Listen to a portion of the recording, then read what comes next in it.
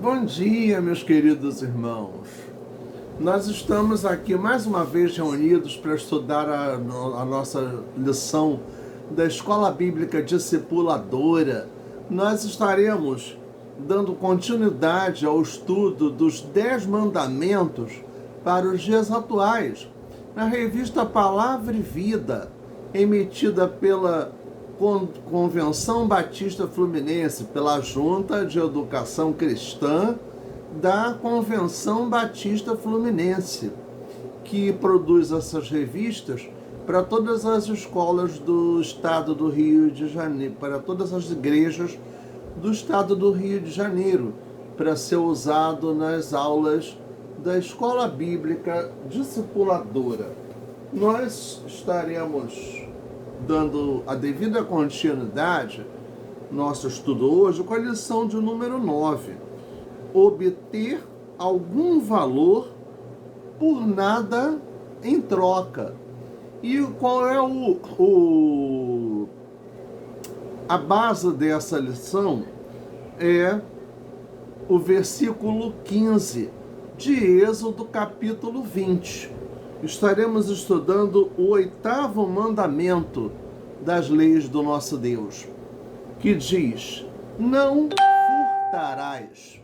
E é exatamente esse versículo 15 que diz: não furtarás.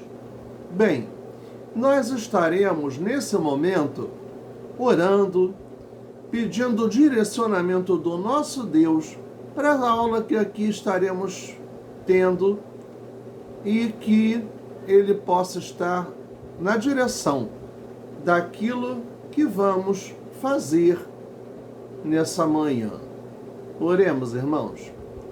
Senhor nosso Deus, o nosso querido Pai, nós nos colocamos diante das Tuas mãos e queremos Te rogar, ó Pai, pela Tua graça, pela Tua bênção. Queremos Te rogar, ó Deus, para que Tu nos dê a devida sabedoria na condução desta aula, Senhor, dessa lição. Usa a minha boca, Senhor, usa a minha mente, o meu intelecto, para o Teu serviço, meu Deus. Ó Pai, dá-me a devida sabedoria para que use as palavras certas na condução desta aula. Meu Deus, Te pedimos também, Senhor, que Tu possas tomar a todos quantos estiverem vendo e ouvindo esta aula, Senhor, onde ela vai chegar, sejam estes crentes ou não, ó Pai, para que Deus possa falar ao coração de cada um, Senhor Deus, que possa aprender mais de Ti, da Tua palavra e desenvolver uma comunhão, meu Deus, contigo. Senhor, muito obrigado, porque Tu tens estado conosco, Senhor. Muito obrigado, meu Deus, pela Tua infinita misericórdia para com a vida de todos nós, ó Pai. Toma-nos nas Tuas mãos, meu Deus. Dirige toda essa aula, Senhor, em nome do Senhor Jesus. Amém. Bem, irmãos, o capítulo 15 de Êxodo, que diz não furtarás, já nos dá essa ideia bem clara, bem definida do que não devemos fazer. E no início desta revista, o autor conta uma história em que numa madrugada ele estava dormindo, estava em sua casa, no descanso, no seu sono, no seu descanso noturno, do sono noturno, e nesse meio tempo ouviu um determinado barulho no quintal, no seu portão e no muro. Nesse meio tempo ele achou que fosse um gato que estivesse pulando ali procurando alguma coisa, que é um animal que tem hábitos noturnos. Porém, esse barulho não foi de um gato andando no seu quintal, mas de alguém que entrou no quintal da sua casa e furtou, carregou a sua bicicleta. No dia seguinte, pela manhã, ele recebeu a visita de uma vizinha que viu e gravou no seu celular toda a situação, todo esse acontecimento. Então ele conseguiu chegar à conclusão de que o barulho que ele ouvira na madrugada não era um felino, mas era a astúcia de um ladrão.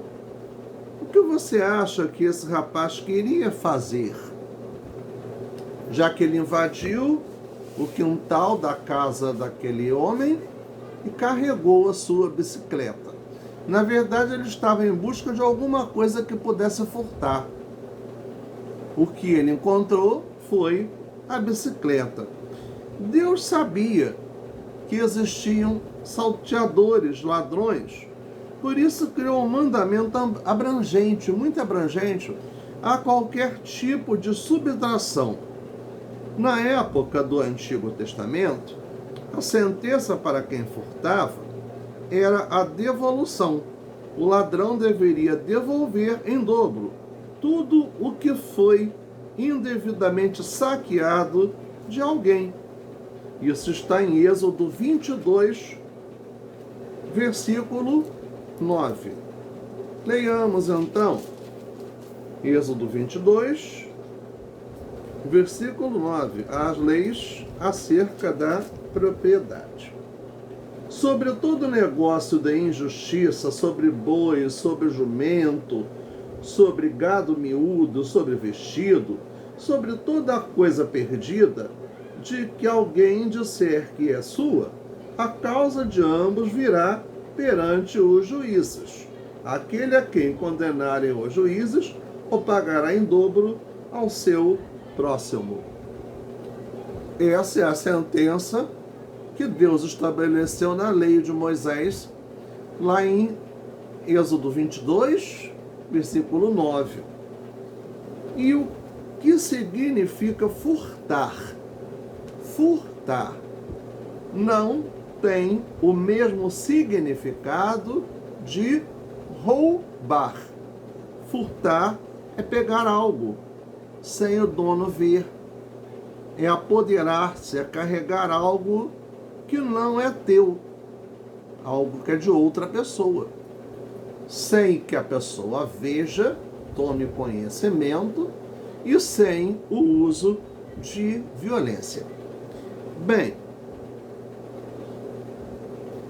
aí o ladrão deveria devolver.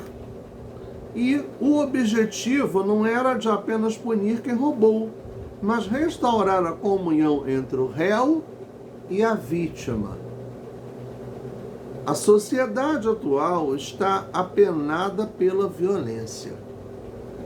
Está apenada, sim, está tomada, está totalmente envolvida pela violência. E, infelizmente, nós estamos nesse meio e também somos alvo dessa violência que é praticada na sociedade em que nós vivemos. Nesse meio tempo, vemos o seguinte: parece que a situação está invertida, que as famílias estão cada vez mais presas, condenadas em suas residências, cercadas de muros e grades de proteção, e os meliantes, os bandidos, aqueles que roubam, estão soltos, praticando todo tipo de furtos. A desobediência ao 8º mandamento trouxe caos e provocou uma sociedade desorganizada, pois quem deseja retirar de nós aquilo que não é devido, mais do que pecar contra as leis morais de Deus, não quer pagar por nada em troca. E o que seria então furtar? Seria tirar de alguém, tirar de outros aquilo que não lhe pertence, querer ter alguma coisa de modo fácil, de modo simples, sem trabalhar, sem fazer jus àquele bem. Então nós vemos que isso se tornou um lugar comum, uma coisa que acontece direto dentre as pessoas na nossa sociedade, no mundo que a gente vive, e que acham que tudo é muito normal. Que é só um pouquinho, que não faz diferença, né? Nós vemos então que, na verdade, nós somos educados pelas nossas famílias, fomos educados pelas nossas famílias, educamos os filhos a não tomar nada que não seja seu, a não pegar nada que seja dos outros, porque isso é errado. Sabemos que isso é errado, todos sabem que isso é errado, seja cristão, seja não cristão, mas nós sabemos que a cultura cristã está presente na sociedade brasileira, pois temos essa herança do cristianismo trazida pelos colonizadores portugueses. Mesmo que as pessoas não estejam frequentando uma igreja, mas isso criou um cabedal, um acervo de valores dentro da sociedade. E esses valores andam largados. Sabemos que também nós, que temos o temor de Deus, não precisamos estar praticando tal coisa, porque Deus é provedor. Deus supre as nossas necessidades, como nos diz lá no hino 377 do cantor cristão. Não sei por que de Deus o amor a mim se revelou, por que razão o Salvador para si me resgatou. Mas eu sei em quem tenho crido, e estou bem certo que é poderoso para guardar o meu tesouro até o dia final. A segunda estrofe nos explica por que nós temos em nossa mente a ideia de não praticar, de cumprir o 8º mandamento. O que nos leva a pensar desta forma? Ignoro como o Espírito convence-nos do mal, revela Cristo, Verbo seu, Consolador real. Mas eu sei em quem tenho crido, e estou bem certo que é poderoso para guardar o meu tesouro até o dia final. Não sei o que de mal ou bem é destinado a mim, se maus ou áureos dias vêm até da vida o fim. E quando vem Jesus, não sei se breve ou tarde vem, mas sei que o meu Senhor virá na glória que Ele tem. Mas eu sei em quem tenho crido, e estou bem certo que é poderoso para guardar o meu tesouro até o dia final.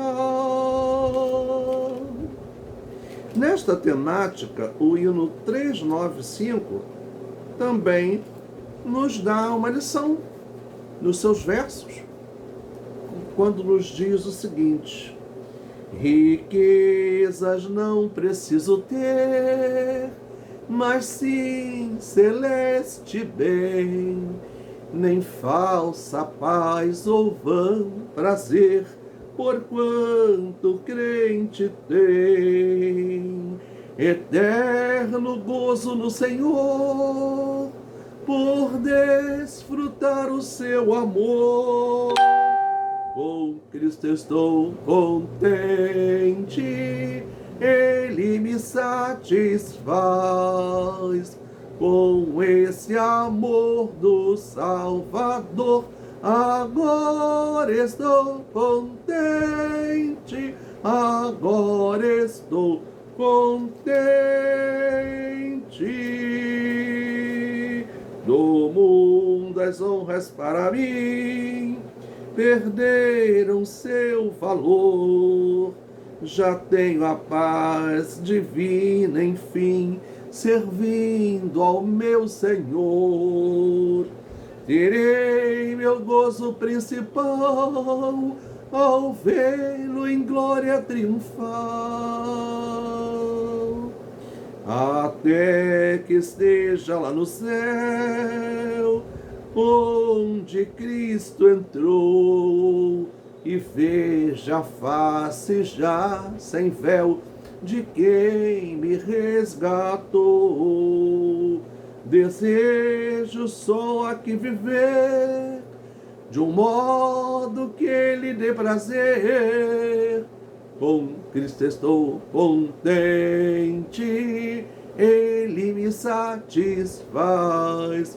Com este amor do Salvador, agora estou contente, agora estou contente.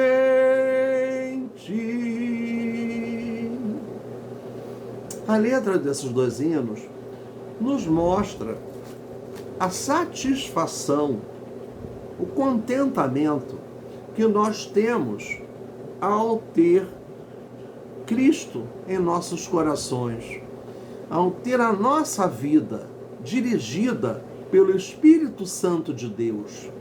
E o Espírito Santo nos convence do mal, ele nos dá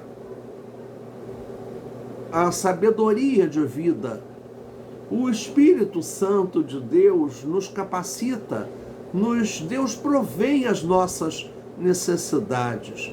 Não precisamos querer o que não seja nosso, querer as coisas dos outros, porque Deus supre as nossas necessidades e muito além daquilo que nós precisamos. No item 1 da nossa lição, nos diz: furtar é adquirir algo pelo qual não tem direito. Algo que não tem direito, algo que não é nosso, algo que não nos pertence. Ali, mais uma vez, o autor da nossa lição, ele conta a seguinte história, de que ele esteve numa escola e viu o seguinte: o que leva um ser humano a furtar. Viu esse cartaz escrito numa escola onde ele esteve. E até aí nada demais, mas chamou a sua atenção porque ele viu na parte que prende o papel na prancheta uma caneta presa a um barbante para que a pessoa usasse. Mas por que presa a um barbante? Para que usasse, mas não a levasse consigo, não a carregasse. Né? Então, todo ladrão procura obter alguma coisa por nada em troca. Não é fruto do seu trabalho. Não conquistou. Não fez por onde. Não fez jus a ter aquele bem, aquele dinheiro. O 8º mandamento é mais do que uma conduta moral. Ele é uma sentença divina, afirmando que Deus quer que os nossos bens, patrimônios e objetos sejam conquistados apenas pelo fruto do nosso trabalho ou por doação, porém nunca por furto ou por roubo. O suor do trabalho é antídoto para quem pensa em furtar. Gênesis 3,19 fala desse tema. Vemos também o seguinte: aquele que furtava, não furte mais, antes trabalhe, fazendo com as mãos o que é bom, para que tenha o que repartir com o que tiver necessidade. Isso está no Novo Testamento, em Efésios 4, versículo 28. Aquele que trabalha tem o direito de adquirir seus bens. Se alguém não quiser trabalhar, nem o direito de comer terá. Segundo as Tessalonicenses 3,10. Todo trabalho, ainda que seja árduo, é virtude. Salmo 128, versículo 2. Trabalhar é uma bênção. Deus abençoa o trabalho. O trabalho enobrece o homem. Por que o ladrão pulou o muro para roubar? Porque furtar é mais fácil do que adquirir com o suor do seu próprio rosto. Deus ama ao trabalhador, mas condena o preguiçoso. Provérbios 21, 25. Só há forma de prosperar trabalhando. Então, prosperar não significa você ficar rico. Não significa você estar com muito dinheiro, com muitas posses. Significa você ter todas as suas necessidades supridas. Você pode não ficar rico, mas você pode ser próspero.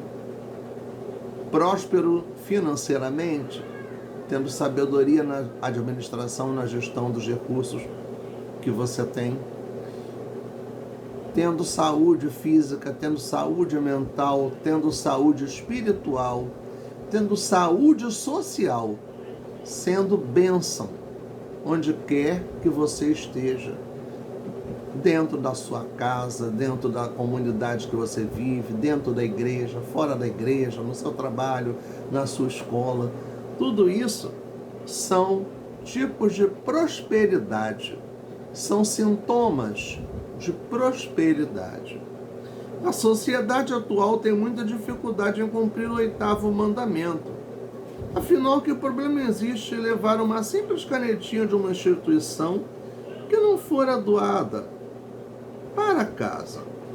Talvez tenha sido esse o mesmo pensamento de Acã, que está lá em Josué 7, 20 a 26 e 22, 20. Os homens não viram o pecado de Acã, mas Deus viu e vê. Uma vida honesta diante de Deus requer paciência.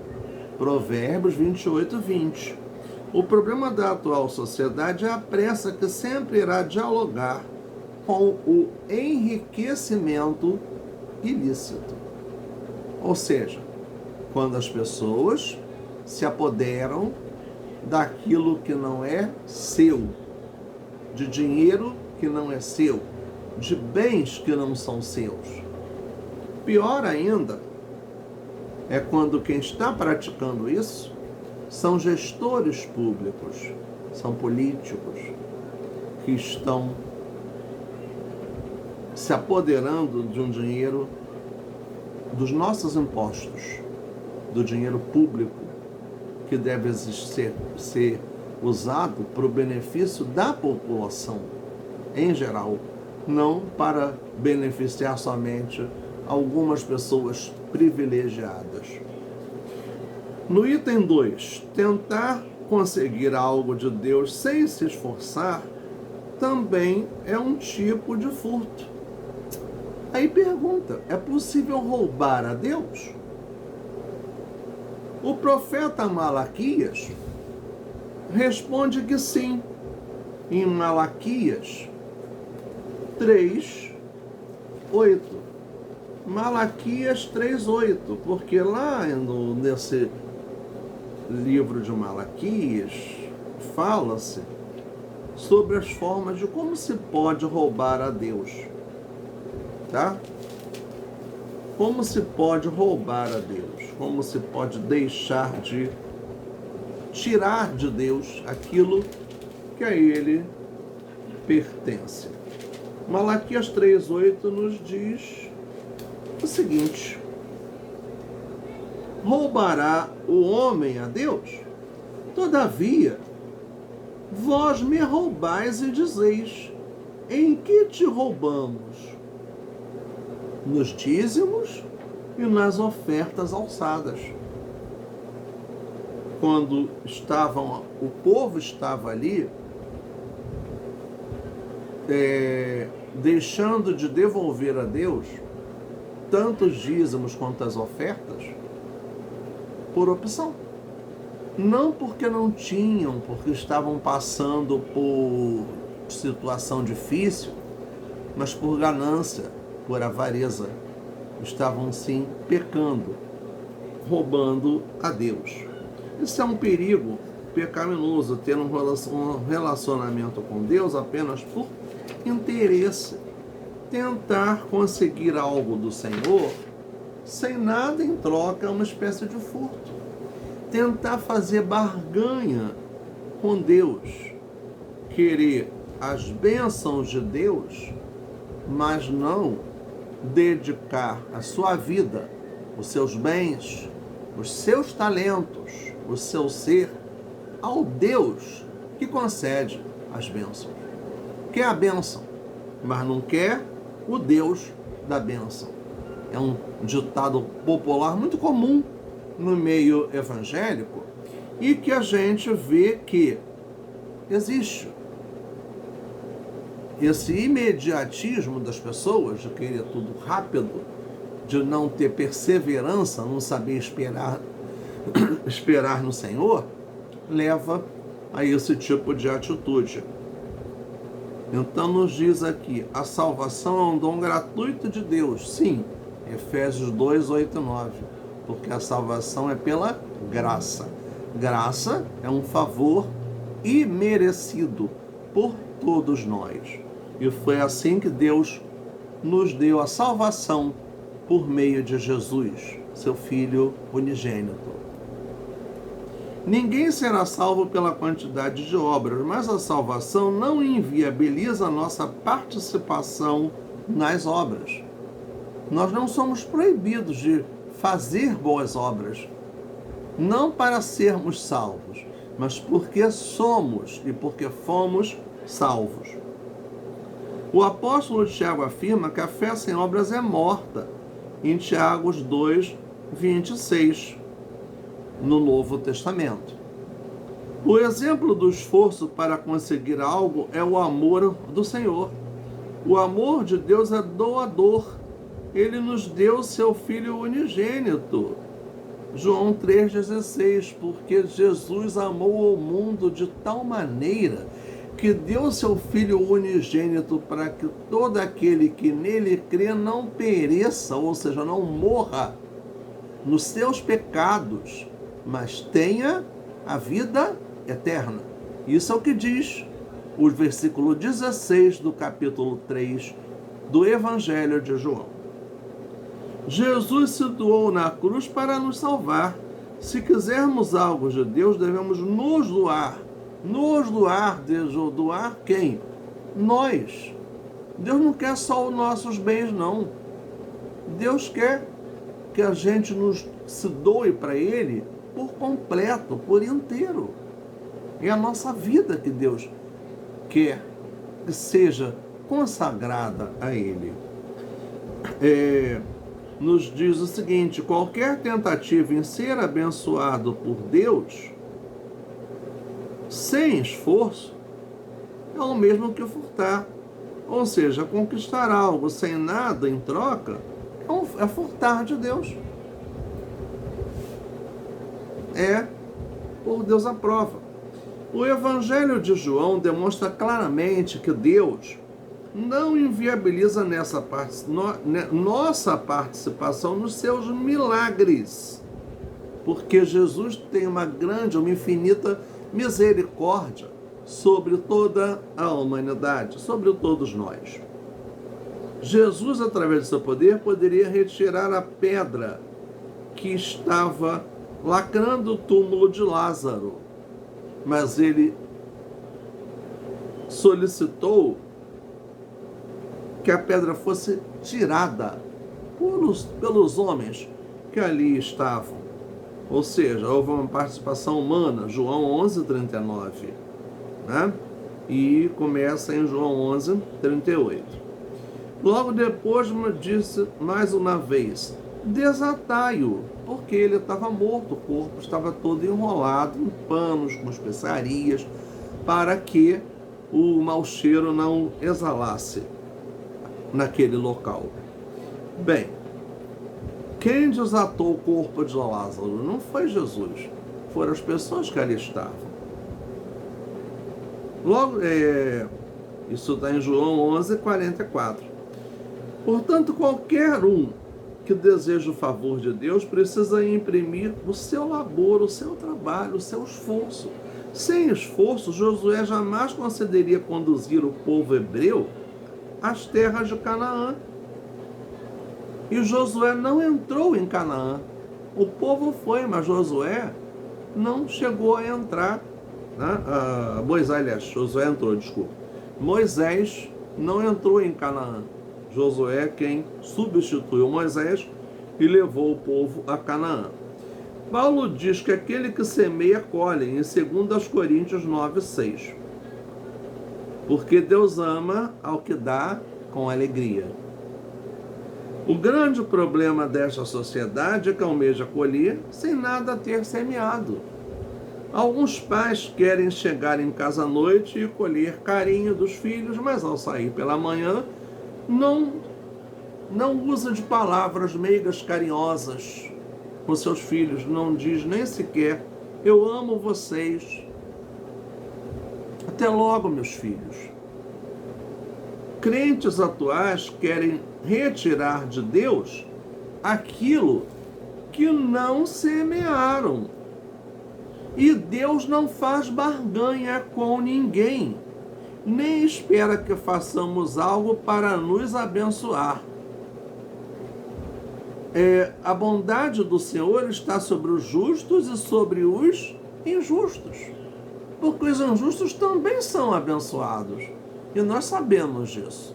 E muitas vezes até questionamos, né, porque o injusto desfruta de uma vida muito boa, tem uma boa renda, tem bastante dinheiro, e a gente passa dificuldade. Então, em tudo Deus tem um plano. Entretanto, Deus tem prazer em abençoar aqueles que o amam e o buscam pelo prazer de estar com Ele, sem a intenção de furtar as suas bênçãos. Quem planta, colhe. E a gente só pode colher aquilo que a gente plantou. Existe os versos de um hino no cantor cristão, o hino 429, que diz assim: havemos de colher, ó, com jubilosos havemos de colher, messes abundantes havemos de trazer, messes abundantes, grandes colheitas. É um hino que trata do tema de missões, que compara a semeadura, o plantio, a prática da agricultura com a colheita, em pregar a palavra do Senhor, em colher frutos da pregação da palavra de Deus com vidas convertidas ao cristianismo. Havemos de colher, sim, havemos de colher aquilo que nós semeamos. E nós só podemos colher aquilo que semeamos. Não pense que você vai semear discórdia, ódio, briga, confusão e semear paz, alegria, prazer. Isso é um fato. Nós temos que ter muito cuidado com as nossas palavras, com as nossas atitudes, com aquilo que a gente faz, porque as pessoas estão nos observando a todo momento.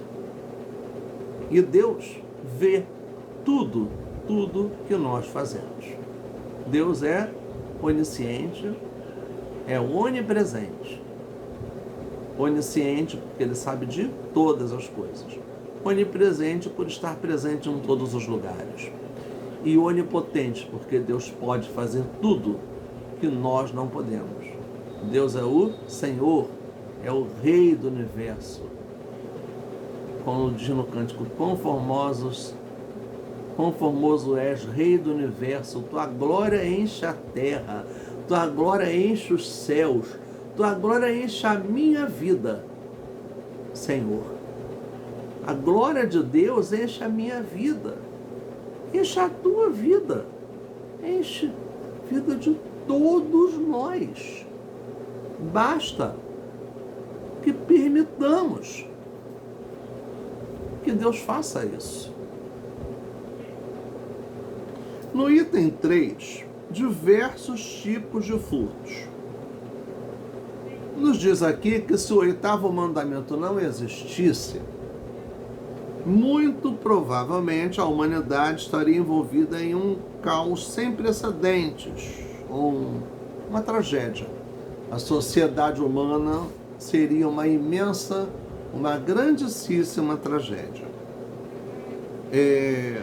Como a partir do 5º mandamento, o decálogo, os 10 mandamentos, tem como função proteger o nosso próximo e a nós mesmos. A ordem em não furtar acaba sendo um conceito fundamental para a harmonia de uma sociedade organizada. E o que significa isso? Um conceito fundamental para que haja uma boa convivência entre as pessoas numa sociedade. Vivemos envolvidos em um caos social, mas a situação seria bem pior e estaria bem pior se não houvesse a ordem divina para não furtar. Ainda assim, existem alguns que insistem em furtar. Aliás, que fique claro, furtar é diferente. Diferente, né? É o igual com aquele risquinho.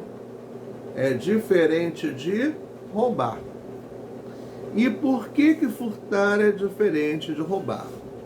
O ato de furtar, ele é sorrateiro, ele é feito sem que a gente saiba, sem que a gente veja, e é feito sem o uso da violência. O ato de roubar é subtrair algo da propriedade de uma pessoa com o uso de armas de fogo ou de qualquer tipo de violência. Então, se você foi à rua, deixou o seu carro estacionado, quando volta ele não está mais lá, ele foi furtado. Se você está parado num sinal, vem alguém com uma arma na sua cabeça e exige que você saia do carro do jeito que você está, ameaçando lhe matar, você está sendo roubado. Claro que eu não estou profetizando nem desejando que isso aconteça com ninguém.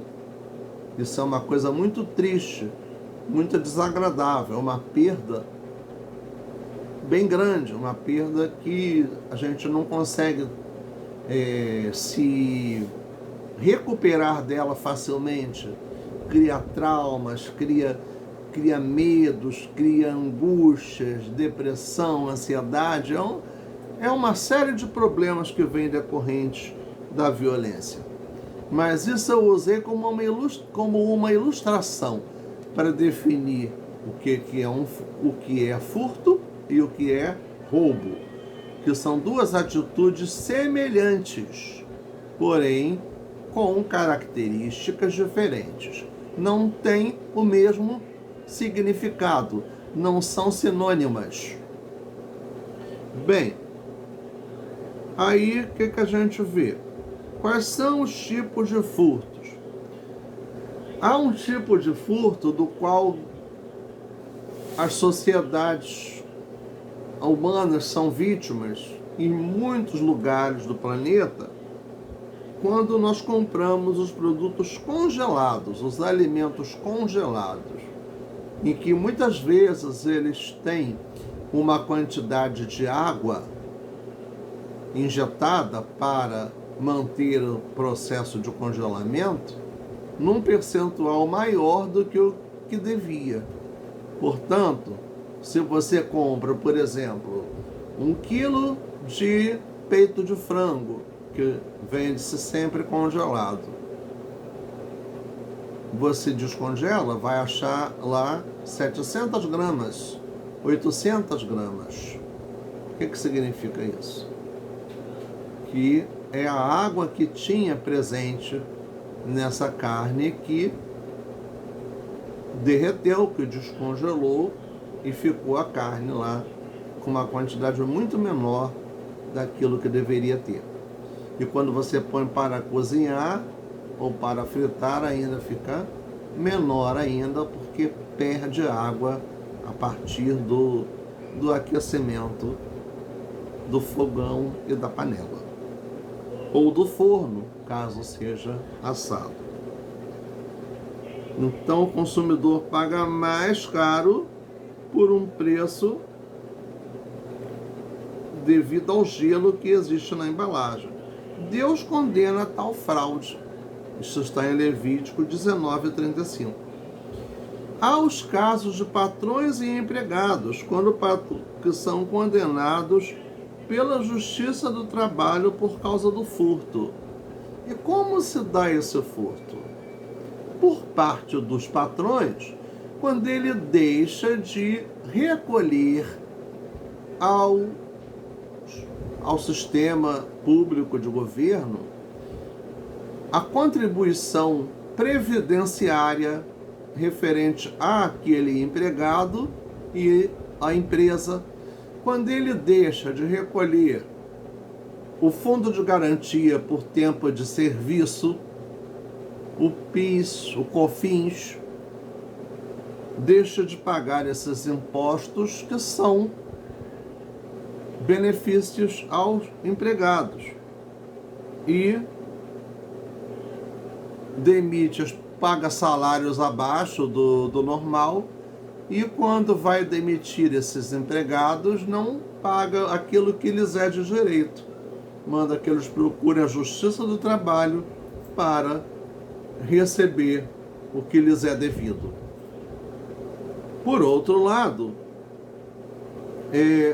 o funcionário, quando pode ser também desonesto quando se utiliza indevidamente do telefone da empresa para resolver seus problemas pessoais, quando usa o horário do seu trabalho para ficar lendo a Bíblia no horário do expediente, deixando de cumprir aquilo que é a sua função, aquilo que lhe é devido. E o que as Escrituras nos dizem sobre isso? A resposta sobre a relação entre patrões e empregados está em Efésios 6, de 5 a 9, onde a essência deste relacionamento é a sinceridade e o temor ao Senhor nas atitudes.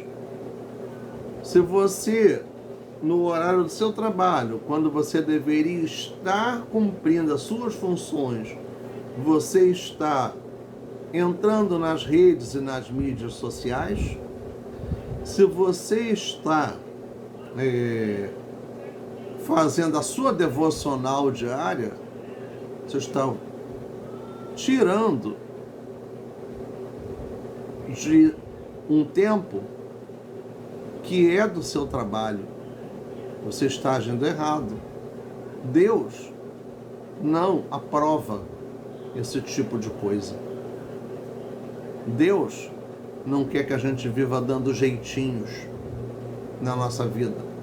Deus quer que a gente cumpra a nossa obrigação, que façamos aquilo que nos é devido, que estejamos dando bom testemunho, não dando um mau testemunho, ou ter aquela ideia de ouvir aquele ditado popular muito desagradável, né? Quando dizem que crentes assim nem o diabo quer.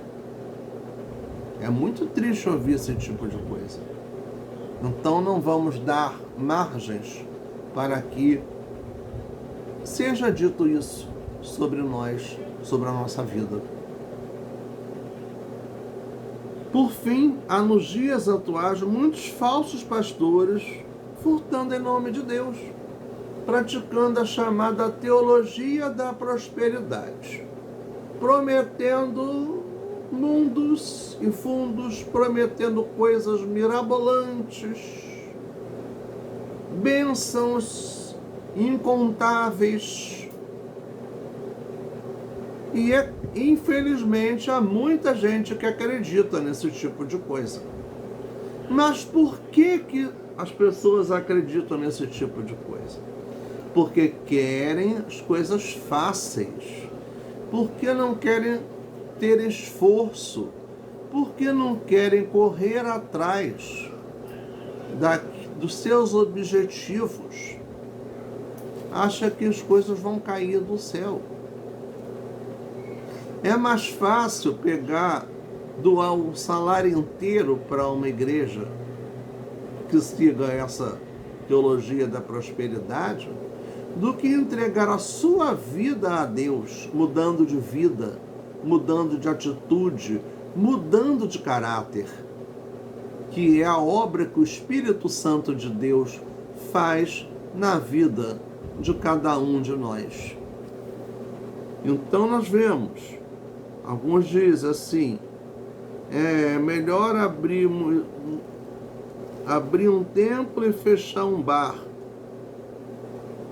E que templo é esse?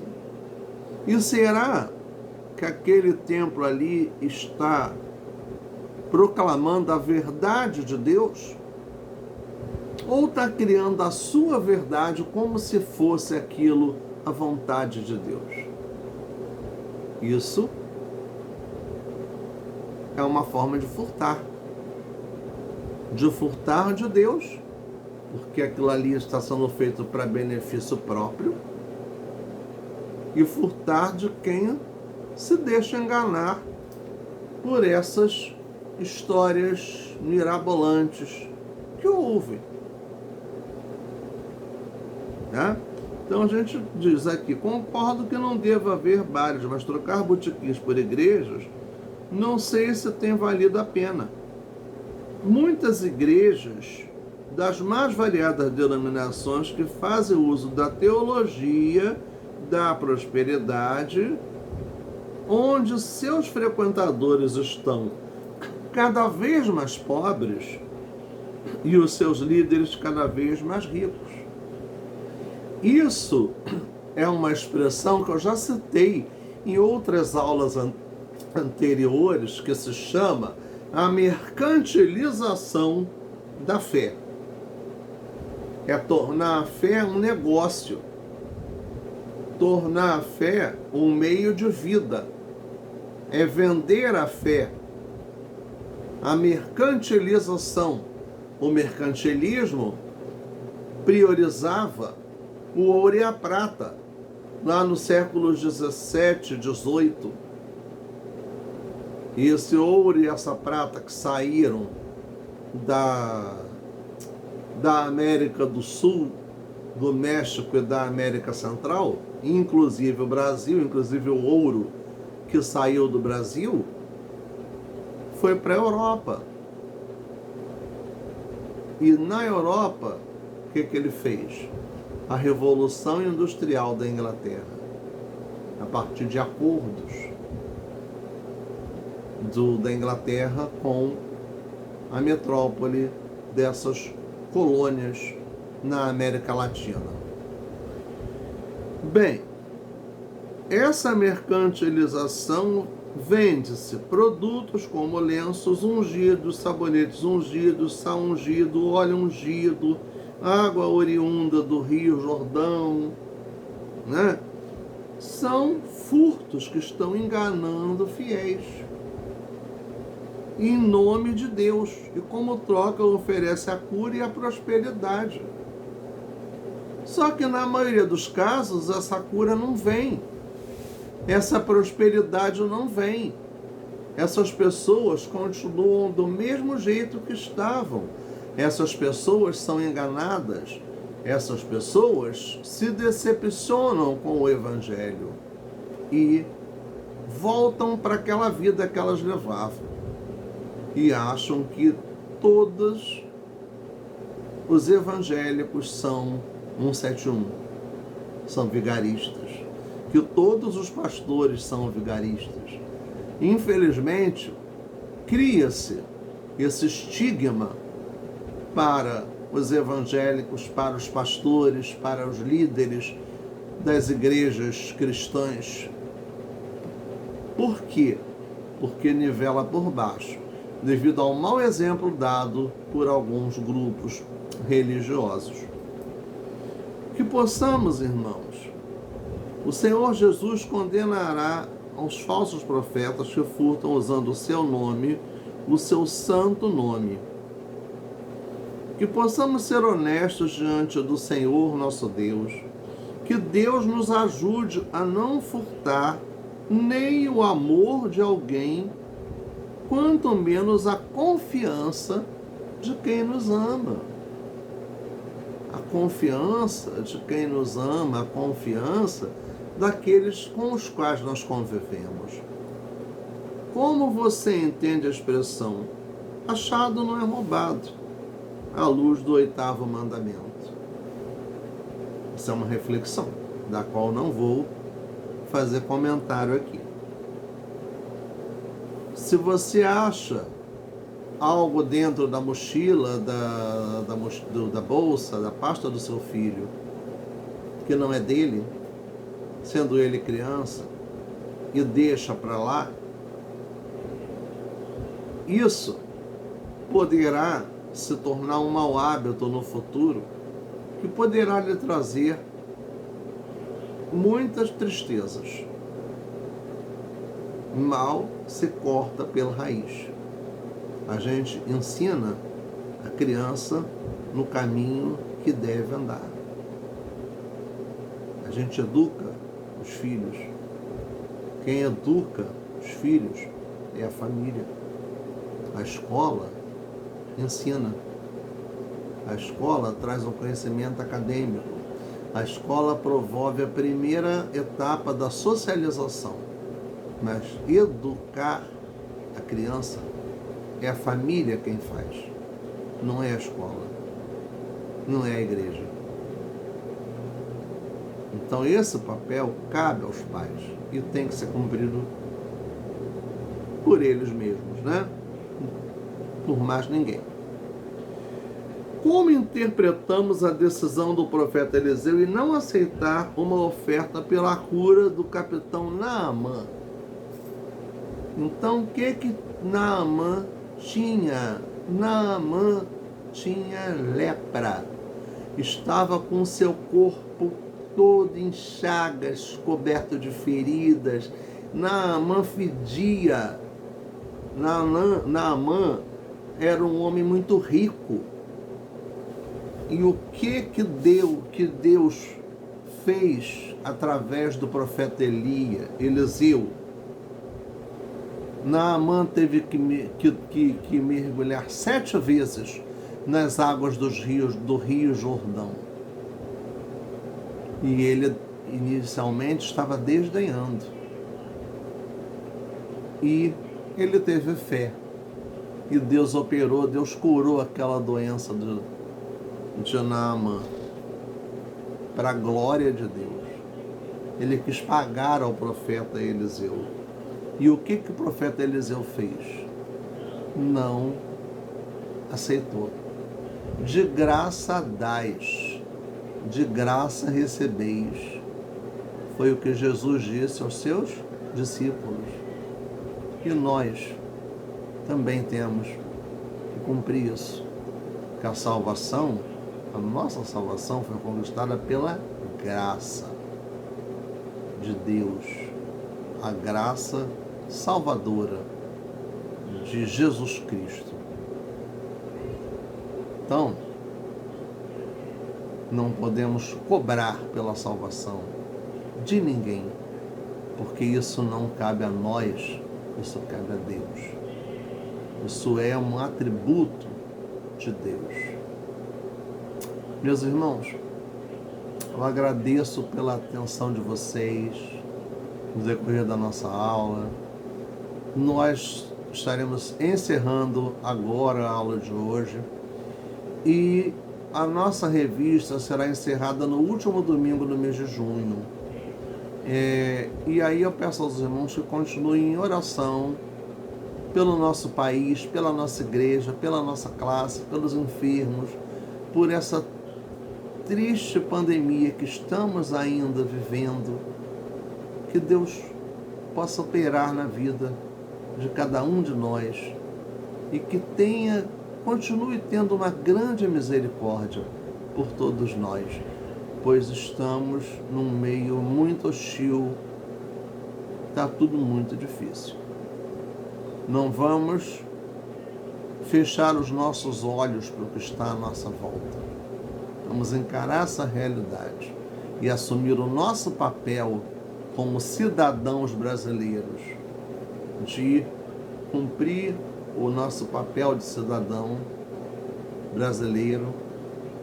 Vamos cumprir o nosso papel de cidadãos do reino dos Deus, em orar, em dar bom testemunho, em cumprir a ordem do Senhor Jesus na nossa vida, a cada momento, a cada instante. Oremos, irmãos. Encerrando a nossa aula. Senhor nosso Deus, nós somos-te muito gratos pela tua graça, pela tua misericórdia, pelo teu poder, por tudo quanto pôde ser feito aqui, meu Deus. Pai querido, tem misericórdia das nossas vidas, tem misericórdia, meu Deus, do nosso país, tem misericórdia da nossa cidade, meu Deus, da nossa classe da escola bíblica discipuladora, da nossa igreja, meu Deus, das nossas famílias, dos nossos familiares, nossos amigos, nossos parentes, nossos vizinhos, meu Deus. Ó Pai, ministra cura, Senhor, a todos quantos precisam. Abre as portas para aqueles que precisam de um emprego, Senhor Deus. Ó Deus, abre as possibilidades das necessidades de cada um, meu Deus. Supra as necessidades do nosso povo, da nossa igreja, de todos nós, meu Deus. Atua na nossa vida, meu Deus. E a cada dia, meu Deus, nos dê sabedoria para podermos viver, ó Pai, segundo a tua vontade, fazendo aquilo que tu queres, testemunhando verdadeiramente, Senhor, da tua graça, da tua misericórdia, através das nossas palavras, das nossas atitudes, ó Pai. Que sejamos luz aonde quer que estejamos, ó Deus, em nome de Jesus. Amém.